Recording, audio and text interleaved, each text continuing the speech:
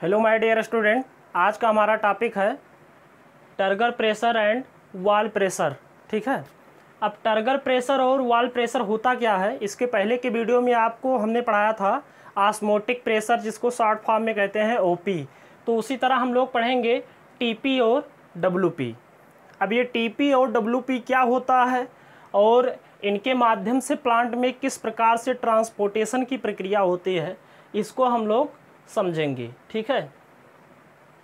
पहली चीज़ तो ये है कि जो ये टीपी है इसको हम हिंदी में कहते हैं स्फीत दाब, और डब्ल्यूपी वॉल प्रेशर को हम कहते हैं भित्ति दाब।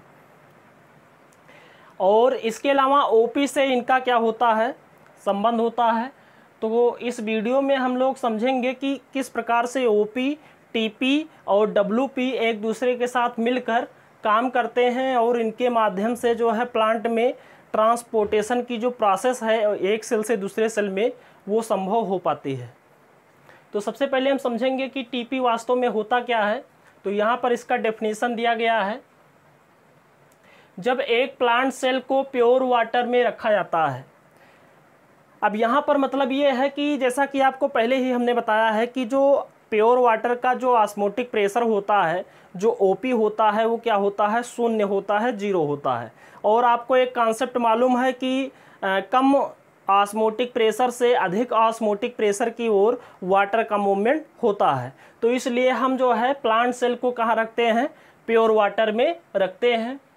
तो क्या होता है, तो वैक्यूलर शेप का ओपी अधिक होने के कारण, अब देखिए यहाँ पर एक प्लांट सेल बना हुआ है और प्लांट सेल में सबसे बाहर आपको मालूम है कि क्या होता है, सेल वॉल होता है। और सेल वॉल के अंदर क्या होता है, प्लाज्मा मेम्ब्रेन होती है। और प्लाज्मा मेम्ब्रेन के अंदर क्या होता है, प्लांट सेल में बड़े बड़े वैक्यूल पाए जाते हैं। और वैक्यूल के अंदर क्या होता है, वैक्यूलर शेप होता है।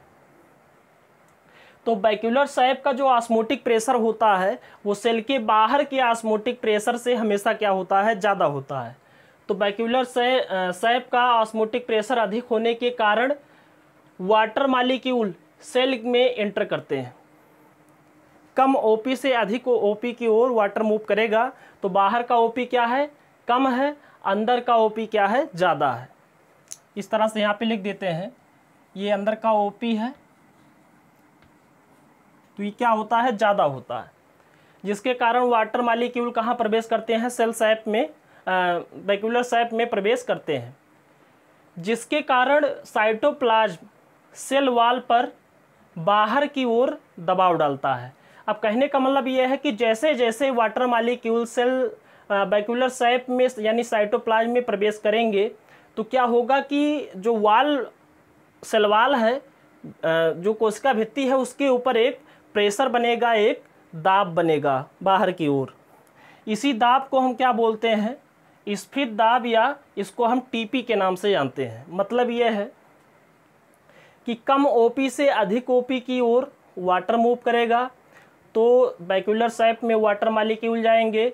वाटर मॉलिक्यूल जितने प्रवेश करेंगे यहाँ पर तो क्या होगा, यहाँ पर एक प्रेशर क्रिएट हो जाएगा। और ये प्रेशर किस पे लगेगा, सेल वॉल पे लगेगा। तो इसी प्रेशर को हम क्या कहते हैं, टीपी के नाम से जानते हैं, टर्गर प्रेशर के नाम से जानते हैं। अब यहाँ पर देखिए ओपी, ये जो एरो बनाया गया है इसका मतलब यह है कि इधर से जो वाटर है वो अंदर की ओर प्रवेश कर रहा है। और ये एरो जो बना है इसका मतलब यह है कि वाटर के प्रवेश करने के कारण जो यहाँ पर प्रेशर बन रहा है वो सेल वॉल के ऊपर बन रहा है।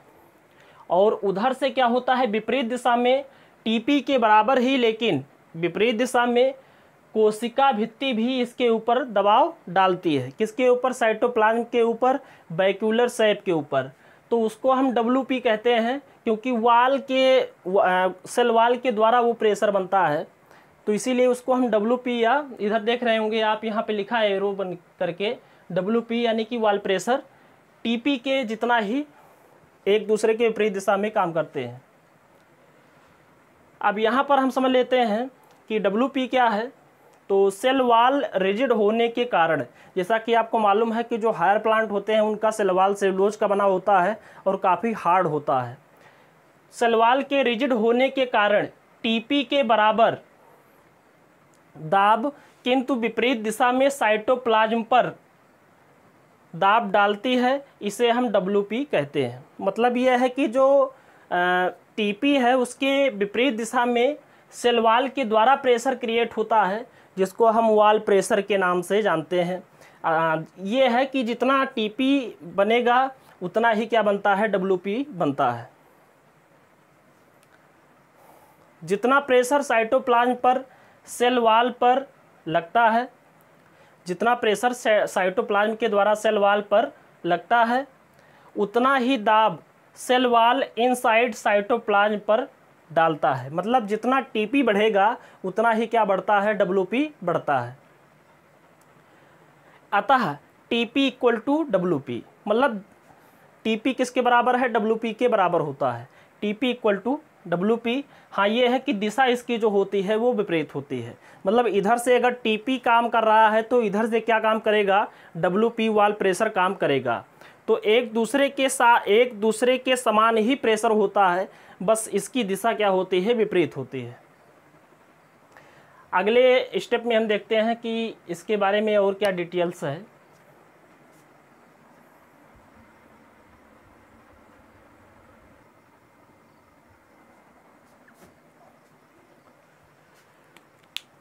वॉल प्रेशर के कारण प्लांट सेल प्योर वाटर में रखने पर फटती नहीं है। वॉल प्रेशर के कारण ही क्या होता है कि प्लांट सेल को जब हम प्योर वाटर में रखते हैं तो क्या होता है कि जब जैसे मान लेते हैं कि हम प्योर वाटर में सेल को रखे हैं तो सेल को फट जाना चाहिए। क्यों? क्योंकि उसके अंदर क्या होता है, कंटिन्यू वाटर मॉलिक्यूल प्रवेश करते हैं। लेकिन प्लांट सेल इस तरह से नष्ट नहीं होती है, फटती नहीं है। तो क्यों नहीं फटती है? क्योंकि TP बढ़ने के साथ साथ क्या बढ़ता है, WP भी बढ़ता है। तो WP और TP एक दूसरे के साथ मिल जाते हैं और पूरी प्रक्रिया बैलेंस हो जाती है, इसलिए प्लांट सेल फटती नहीं है। लेकिन अगर हम एनिमल सेल की बात करें तो अगर उसको हम इस तरह के सॉल्वेंट में रखेंगे तो वो फट जाती है। क्यों? ऐसा इसलिए कि वहाँ पर अब एनिमल सेल में तो सेल वॉल होता नहीं है, और सेल वॉल होगा नहीं तो WP भी नहीं होगा, यानी वॉल प्रेशर भी नहीं होगा। एनिमल सेल में सेल वॉल एब्सेंट होने के कारण WP भी क्या होता है, एब्सेंट होता है। मतलब जहाँ पर सेल वॉल होगा वहीं पर ही क्या होगा, WP होगा, वरना ये एब्सेंट होगा। प्योर वाटर में रखने पर एनिमल सेल फट जाती है। एग्जाम्पल है RBC, ठीक है। जैसे RBC को अगर हम प्योर वाटर में रखेंगे तो ये कोशिका नष्ट हो जाएगी, फट जाएगी। क्यों? क्योंकि इस RBC में किसी प्रकार का कोई जो है सेल वॉल नहीं होता है, तो WP यहाँ पर क्या है, एब्सेंट है। तो एनिमल सेल इस तरह की कंडीशन में फट जाती हैं। टारगेट सेल में TP एंड WP का मान मैक्सिमम होता है। मतलब अगर आपसे पूछा जाए कि जो TP और WP का मान है वो अधिकतम कहाँ होता है, तो आप बताएंगे स्फीत कोशिका में, यानी कि टारगेट सेल में TP और WP का मान क्या होता है, मैक्सिमम होता है, तथा यह OP के बराबर होता है। तो इसको आप ऐसे लिख सकते हैं, TP plus WP equal to OP, यानी कि TP और WP किसके बराबर होते हैं, OP के बराबर होते हैं।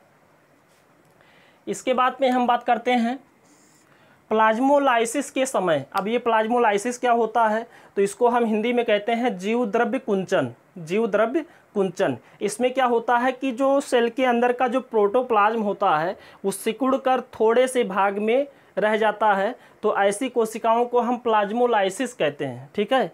इस प्रक्रिया को प्लाज्मोलाइसिस और सेल को प्लाज्मोलाइज सेल कहा जाता है।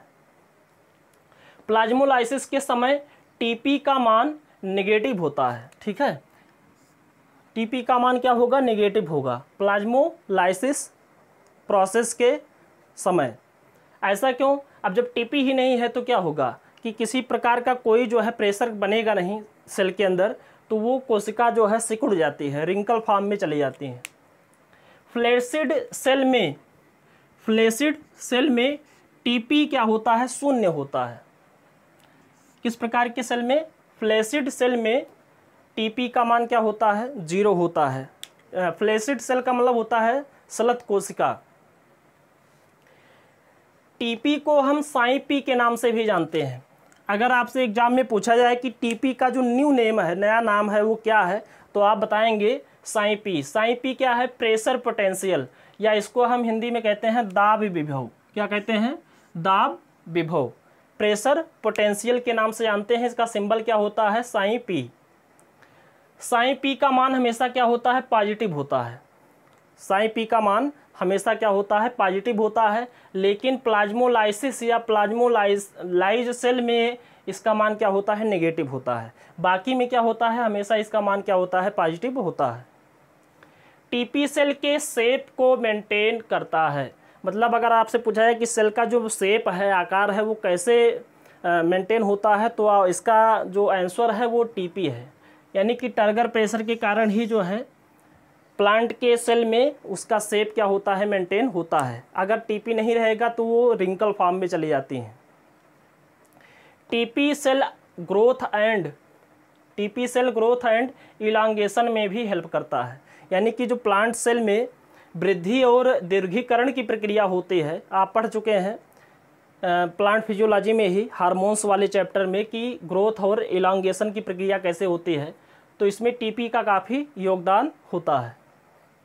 टीपी के कारण ही माइटोकॉन्ड्रिया प्लास्टिड माइक्रोबॉडीज का 3D स्ट्रक्चर बना रहता है। और टीपी के कारण ही जो माइटोकॉन्ड्रिया का 3 डायमेंशनल स्ट्रक्चर होता है, त्रिविमीय संरचना जिसे कहते हैं, वो मतलब सेल ऑर्गेनेल्स का जो 3D स्ट्रक्चर होता है वो टीपी के कारण ही क्या होता है? मेंटेन रहता है। अगर टीपी नहीं रहेगा तो इनका आकार क्या होता है? वो खराब हो जाता है। टीपी रेडिकल को सॉइल में प्रवेश करने में भी मदद करती है। रेडिकल आपको मालूम होगा कि जब हम किसी सीड को सॉइल में डालते हैं तो दो चीज़ें निकलती हैं, एक रेडिकल होता है, एक प्लेम्यूल होता है।